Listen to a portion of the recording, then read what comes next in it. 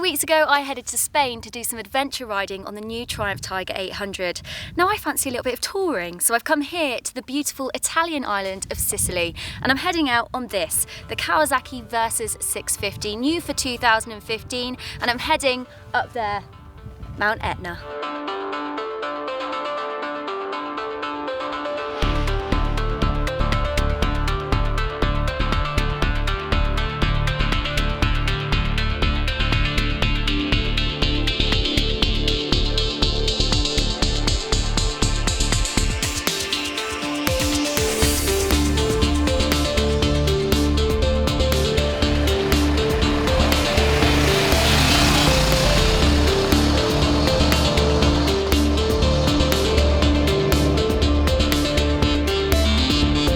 I'm back at the hotel and I've had a great couple of days on this middleweight tourer. Now for 2015, it's had a much needed update to its looks, with increased power and torque, improved comfort and enhanced power functions.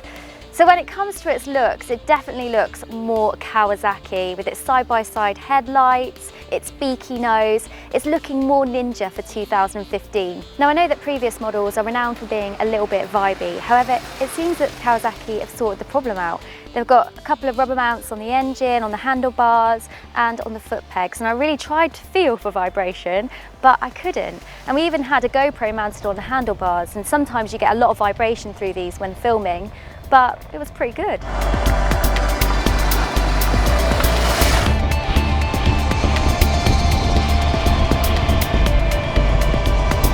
So I've ridden it as far as I can go, but there she is, Mount Etna. Now if you want to go to the summit, you've got to go on the gondola. So first impressions of the bikes, well, it feels quite big for a 600, but it was effortless riding up here and really comfortable, which is important when you're packing the miles in.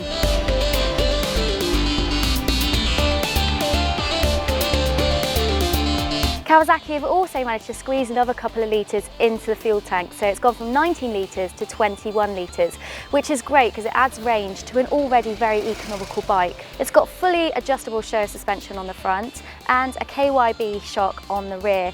Now this is adjustable as well. I didn't play around with the suspension as I thought the base setup was really good. However, if you're packing on the pounds on the back with your panniers and your top box and your pillion, dare I say it, then you might want to adjust it. The brakes have had an update. They're the same as what you'd find on a Kawasaki sports bike, and also ABS comes as standard. A new rear subframe adds to the overall load capacity. I think there's about an extra £60 that you can get on here compared to last year's model.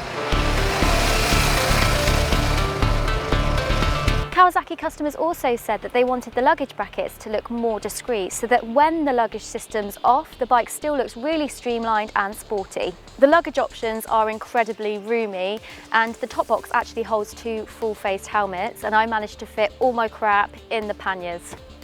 There's a lot of crap. In terms of ergonomics, it's like the bike has been set up just for me. I know that the foot pegs have been lowered slightly and also pushed forward.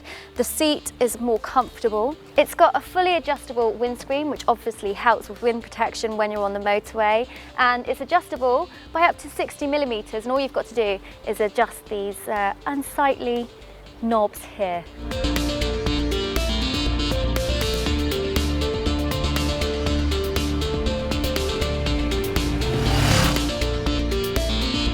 The cockpit, I think, looks a little bit basic, but you're getting a lot of bike for your money. This actually retails at $6,749 for the base model, which we're looking at right now. You don't get any bells and whistles on this one.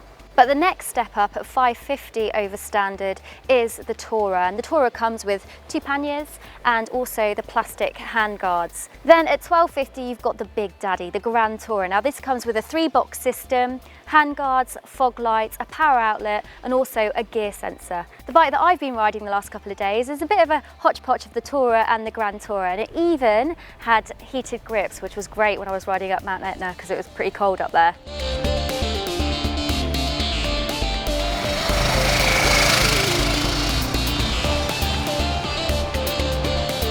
This Bumblebee Versys is one of the colour schemes available, but there's also a two-tone black and also the white that I was riding today.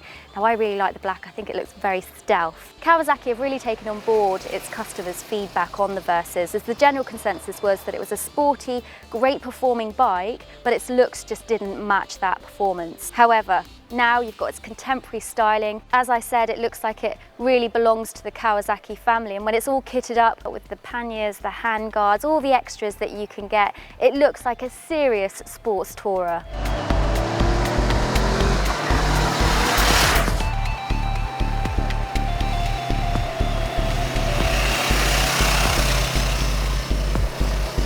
I felt immediately comfortable on this bike, and it is quite big for a 650, but it was comfortable, roomy, and after 2 full days touring, I actually didn't feel that stiff. You know when you get like your legs are all kind of stiffened up and you feel all achy? Well, I didn't really get that. This would be great for city commuting, having a blast on a Sunday, maybe a weekend away with your partner, or packing miles touring. At one point I had to go as pillion and my director rode, because I think it's quite important to know what it's like from a pillion's perspective. And again, felt comfortable, felt quite roomy, and with those panniers here, also I felt quite supported, and I think with a top box, that would feel even more comfortable. The engine on the Versys isn't going to set your world alight.